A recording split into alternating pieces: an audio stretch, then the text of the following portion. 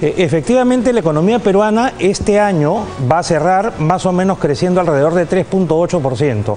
Esto significa que si comparamos este año con el anterior, este año hemos producido 3.8% más. La pregunta es si esta cifra es suficiente y la respuesta es no.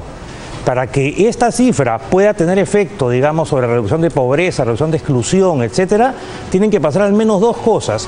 La primera es que siga esta lucha contra la corrupción.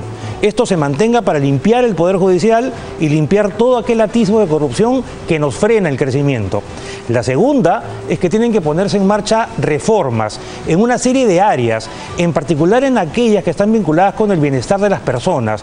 Por ejemplo, agua potable, por ejemplo, salud, por ejemplo, educación, infraestructura, el mercado laboral, hay que reducir informalidad, etcétera.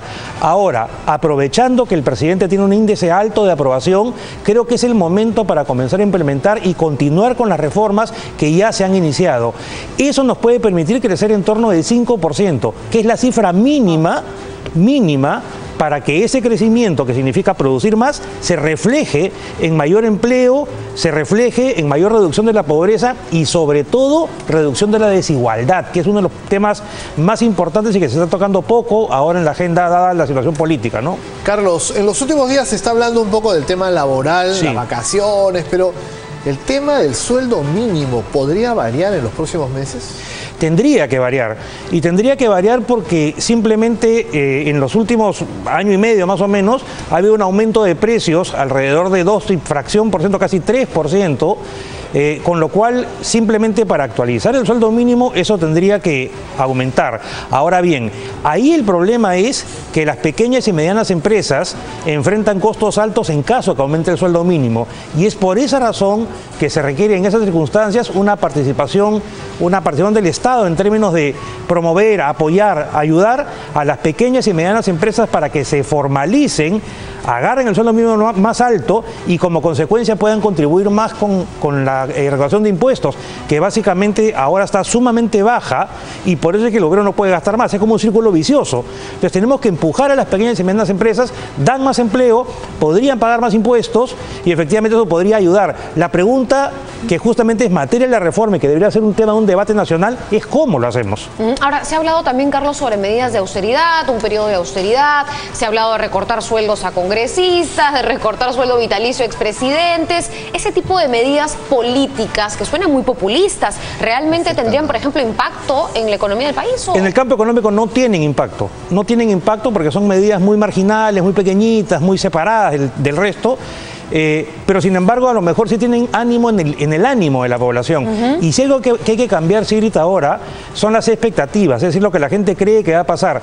Para que Perú vuelva a crecer, tiene primero que volver a creer. Y en el Poder Judicial, con este tema del destape de la corrupción y las tareas que se están haciendo, estamos dando los primeros pasos y hay que continuar con eso.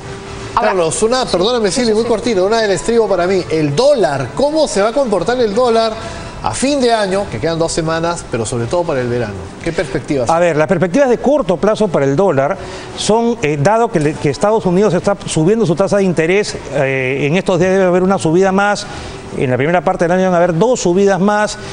Hay que ver también en qué termina la tregua esta que han quedado Estados Unidos con China, que termina el 1 de febrero, para ver si es que continúa esa turbulencia. En caso continúe la turbulencia, en caso la tasa de interés de la Reserva Federal suba, van a haber presiones hacia el alza en el precio del dólar.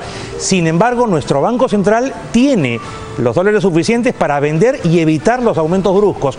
Veremos qué es lo que pasa. Ahora, Carlos, yo te quiero comprometer nada más porque tenemos que ir cerrando a hablar del pacto migratorio, ¿sabes? Porque ese es un tema que de repente el próximo año podría, no lo sé, tener impacto en la economía. Mucho se ha dicho sobre los países que acaban de suscribir, entre ellos el Perú, este pacto a nivel internacional y las consecuencias que tiene brindar más seguridad a los migrantes, ¿no es cierto? Protegerlos. Sí. Yo no sé si eso tiene un impacto en la economía o no. Sí, relativo todavía, pero hay que esperar a ver qué pasa. Lo importante es que ese pacto migratorio también se extienda a la protección de todos, ¿no? Claro. Me parece que el Estado tiene que ver por la protección de todos los ciudadanos que viven en el Perú, no importa la nacionalidad que tengan. Bien.